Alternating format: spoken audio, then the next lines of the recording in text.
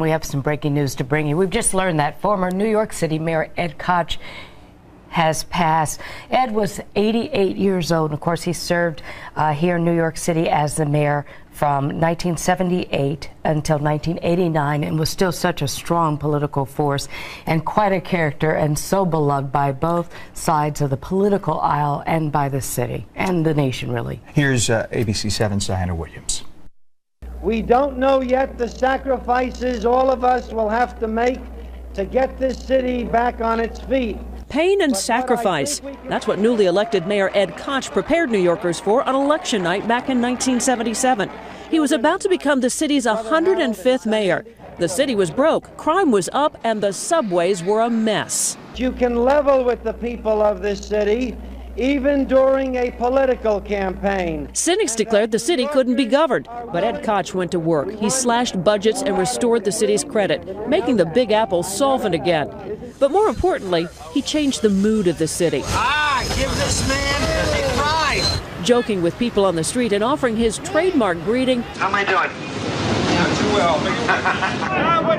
The mood, though, changed again when transit workers went on strike in April of 1980. Mayor Koch stood his ground. I just want to thank you for all that you're going through and the courage that you're showing. Few can forget the image of Koch greeting commuters as they walked across the Brooklyn Bridge. The strike lasted 11 days, and in the end, he defeated the union. You're making it possible for the city to stand up and do what's right. Ed Koch was always one to stand up for what he believed in. He was born in 1924 in the Morrisania section of the Bronx to parents of Polish-Jewish descent. He entered politics as a liberal, elected to city council and then Congress. At one point, he ran for governor. But his love for the city may have cost him the job when he told a reporter with Playboy magazine that rural areas were a joke and that, quote, living in Albany would be a fate worse than death. Koch was never one to mince words, and often those words came back to haunt him. But voters still elected him to a third term as mayor. Thank you.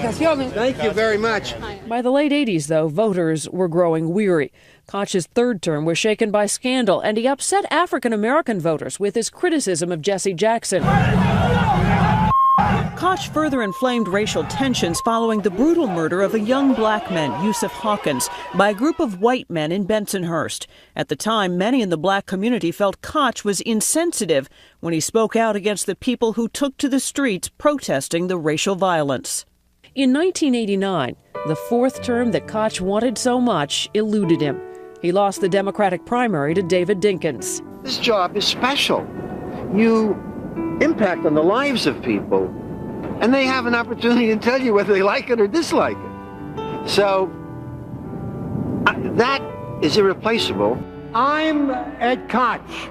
Koch remained extremely active after leaving office. Even with failing health, he was out campaigning for Mayor Bloomberg's re-election for a third term.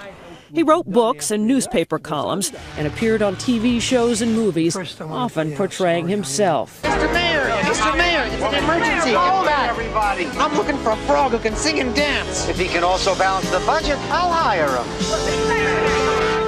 After all, it was the role he relished the most. Thank you, and God bless. Diana Williams, Channel 7 Eyewitness News.